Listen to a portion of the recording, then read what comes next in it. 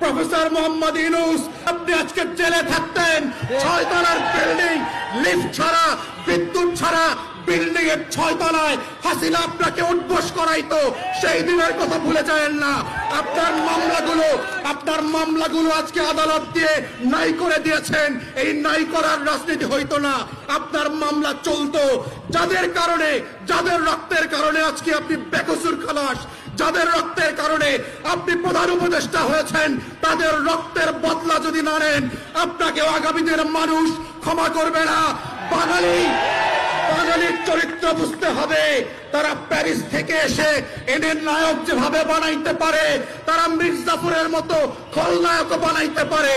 এই রক্ত দেওয়া শহীদ পরিবারের এই ইতিহাস ভুলে যাবেন না। আওয়ামী লীগ, জাতীয় পার্টি এবং 14 দলীয় ল্যাসপেন্সারদের যে মাফিয়া কার্টেল ছিল, তারা সিম্পলি কোনো রাজনৈতিক দল না।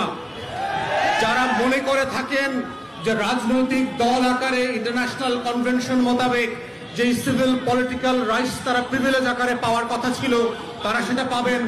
জাতিসংঘের মানবাধিকারের রিপোর্টে যেটা বলা হচ্ছে, তাদেরকে যেহেতু তারা রাজনৈতিক দল, তাদেরকে নিষিদ্ধ করা যাবে না। তাদের কাছে আগে প্রথম প্রশ্ন হচ্ছে, আওয়ামী লীগ রাজনৈতিক দলের ডেফিনেশনে পড়ে কিনা সেটা আগে আদালতে আওয়ামী লীগকে প্রমাণ করতে হবে।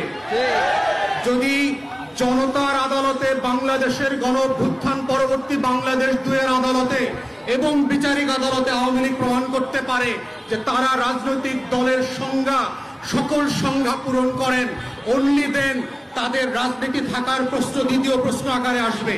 কিন্তু আমাদের কাছে গণঅভ্যুত্থানের যেই রিপোর্ট মানবাধিকারের দপ্তর থেকে এসছে, জাতিসংঘের কাছ থেকে, এটা খুব প্রচ্ছন্নভাবে পরিষ্কার।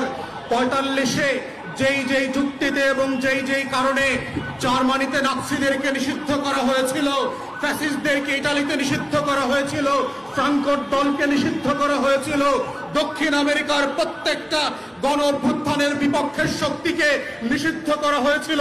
কঙ্গো এবং বুরুন্ডিতে সেই লাল কার্ল মার্কসের খ্রিস্টান মিলিশিয়াদেরকে নিষিদ্ধ করা হয়েছিল। জঙ্গি ট্রিপল এক্সকে যেইভাবে ক্লু ক্লাক্স ক্লানকে আমেরিকাতে নিষিদ্ধ করা হয়েছে, তার প্রত্যেকটা সংজ্ঞায় আওয়ামী লীগ নোবেল পুরস্কার পেয়েছে। এবং যে একই কারণে আওয়ামী লীগ নামক কোন এন্টিটির রাজনৈতিক দল আকারে কোন সুবিধা পাবার কোন সুযোগ 24-এর গণ অভ্যুত্থানের পরে স্বাধীন বাংলাদেশে আর থাকতে পারে না।